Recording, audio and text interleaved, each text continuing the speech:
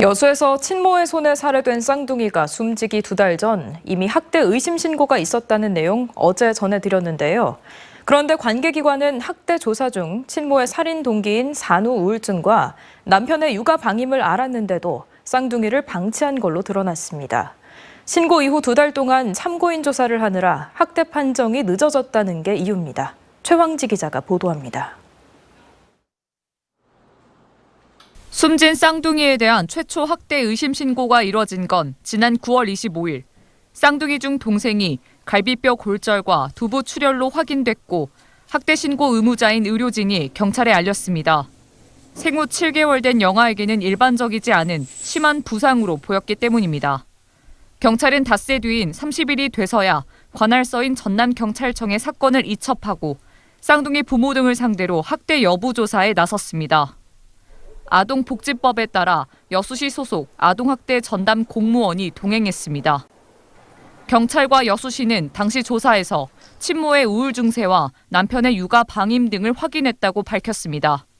쌍둥이를 살해한 친모 이 씨가 범행 동기로 진술한 내용들입니다. 의료진의 적극적인 신고가 있었지만 당시 경찰과 여수시는 학대 판정을 내리긴 부족하다고 판단했습니다.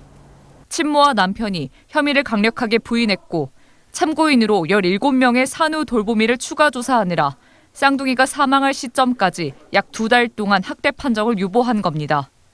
부모가 아니면 누가 제3자가 학대를 했다라고 판단을 해야 될 거 아닙니까? 그러면 그 판단에 대한 요건이 갖춰지기가 계속 이제 딜레이가 되는 거죠. 왜냐하면 확증이 없으니까. 현행 아동학대 처벌법은 학대 신고 시 경찰과 지자체 공무원은 지체 없이 현장에 출동하도록 명시하고 있습니다. 또 피해 아동에 대한 격리나 보호시설 인도 등 응급 조치 기한은 72시간 내로 이루어져야 합니다.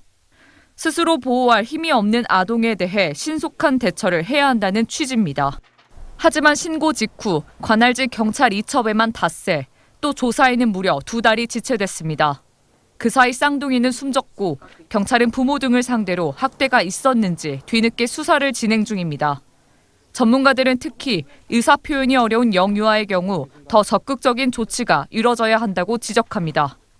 그래서 영아 아동의 신고, 그다음에 특히 이 의사에 의한 영아 아동학대 신고가 들어왔기 때문에 무엇보다도 하여튼 민감하게 처리한다는 게 원칙입니다.